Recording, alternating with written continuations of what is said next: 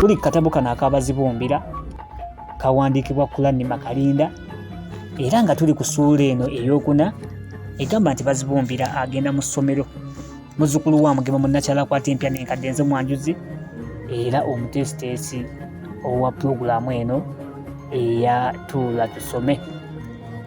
Naye kasookanga bagereesa nti omukkuto ogumu gugeza embwa munnange ku luno terwatuukirira. Abalenzi okugenda okukeera enkya ng'embuto zonna zibali ku mugongo ate gwe wamma lubuto kyota nti walutyabira enku yakoowa. Ku lunaku olw'omukaaga tebaafuna kyakuzza eri mumwa okuggyako bazibumbira eyafuuka eweekisa ennyo n'akyalako ku muliraano gye yali takyalanga kasookedde lubanga lwa Mini. Kale bwe yawulira akawoowo ka lumonde ow'ekyemisana nga kaagala okumwasa ennyindo naye yatya ate okuddayo olw'eggulo n'olwekyo naye yasula njala nga banne. Enkeera kabbo kajjudde yakeera kuvuga naye abalenzi b'omukulu ow'essomero tebaakubwako kimunye mu kkanisa mpozzi nabo baali beebaseekokko ng'abakulu bwe baakolanga. Kyokka mu kiseera ng'enkya ekiseera ng'ekyakalasa munnange baatandika okugugunuuka kinnoomu naye ng'oluyala lubasakata bulala. Baatandika okwetakula mu mitwe naye nga tebalaba kyakukola mpozzi okuggyako ka Esawu akabagamba nti bwe tugenda mu kibira ne twenogera ku matungulu kuba nti naawe kyobeeredde akasiru amatungulu ogayita mmere ewammwe ge mulya.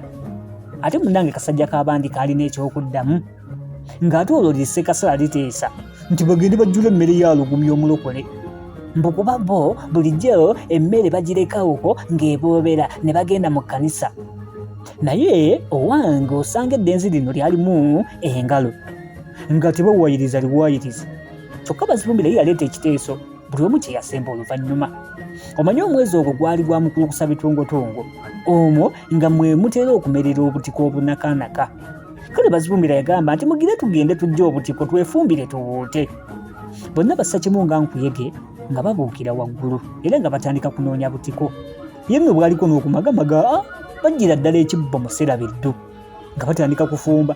Wabula baali banaatera ate okuyiisa ne bajjukira nga bwe wataali munnyo era bazibumbira kwe kutwala obukulembeze n'abajjukiza nti ye bannange ndowooza akaduuka ka Bulayimu kaggule mugire twesonde tuguleyo laatiri.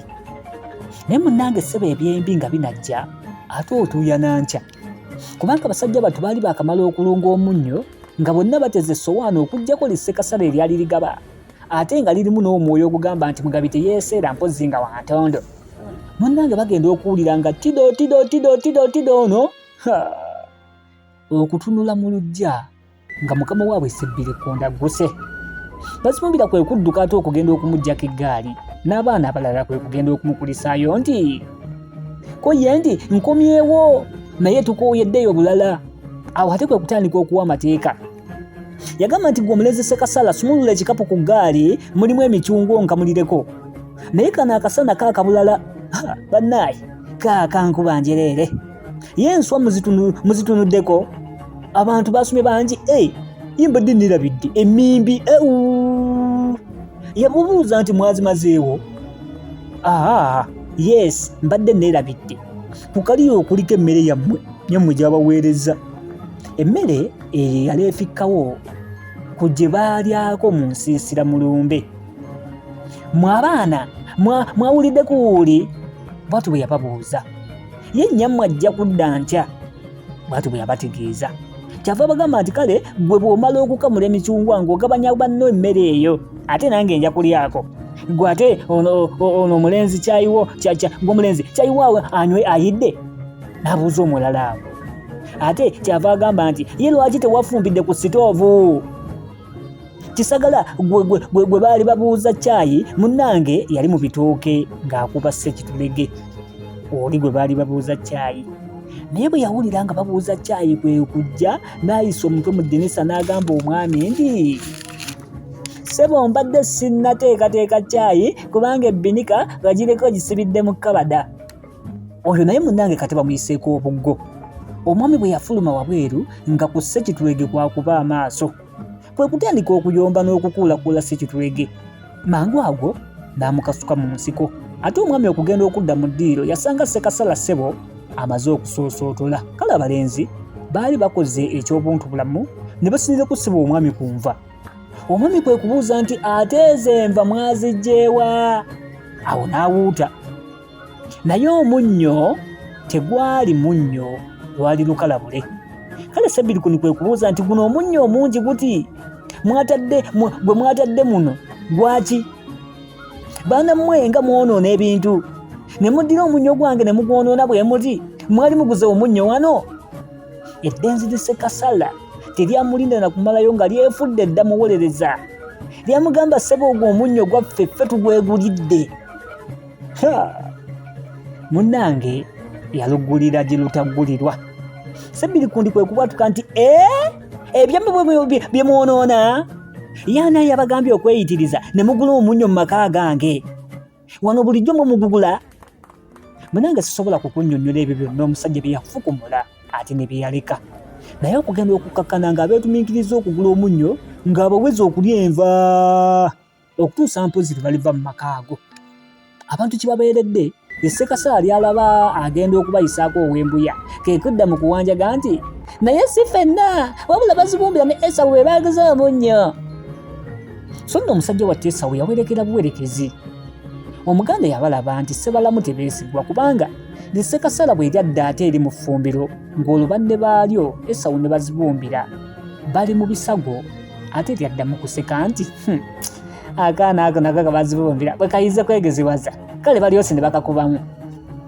Musajja wattu bazibumbira yalaba ennaku nnyingi etalojjeka era eyamutuusa ne kukubba.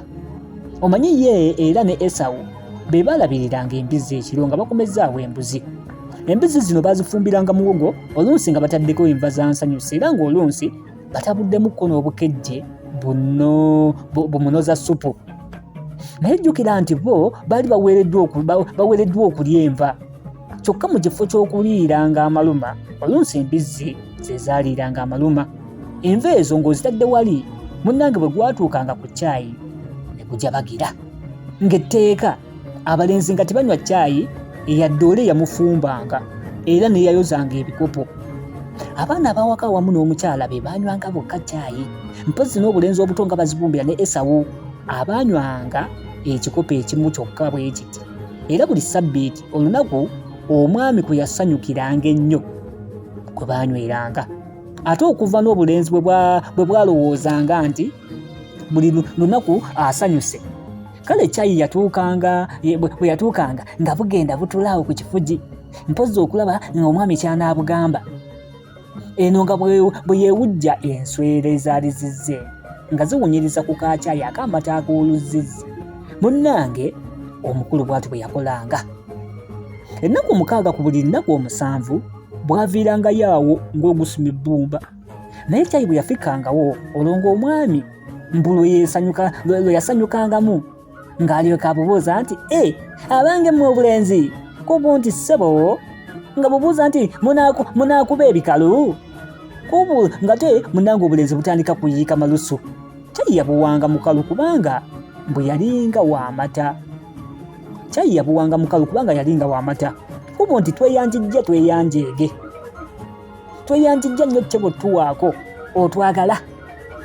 Awo n'alyoka alagira ate katabani ke akaafukanga caayi okufukira bannaako caayi mu kakopo ak'enkunku. Akakopo nga kamaze okujjula nga kakwasibwa omu ku bo n'asooka okunywako okutuusa mu makkati ate n'akwasa munne. Wabula ekisesa oli yasookanga okunywa yalowoozanga nti ettengetenge liba mu ntobo. Naye obwana buno munnange bwajjanga mu ffumbiro nga bumaze caayi okumunywa nga Ssekasala lijjula okubwokya omuliro. Anti omwami bwe yali ayagala yagambanga nti olaba abuwanga ne caayi. Kyokka munnange okugumiikiriza kuwonya bingi. N'olwekyo bazibumbira yalwa ddaaki n'awangula n'atuuka mu kibiina ekyawaggulu. Ekibiina ekyokuna. Pulogulaamu tuba tusome njagala gikomyawo olunaku olwaleero. Essuula weekoma ey'akatabo kano akabazibumbira. Essuula ey'okuna nti bazibumbira agenda mu ssomero ebituuseyo biwulidde ebikwasa ennaka ate n'ebireeta essanyu oba ebiteeka akamwenyumwenyu ku matama. Kale kiyinza butabasiibulira wano, tusisinkane mu ssuula eddako. Muzzukulu wa Mugema Munnakyala akwata empya n'enkadde, nze Mwanjuzi era omuteesiteesi wa pulogulaamu eno awangaale ayibeene.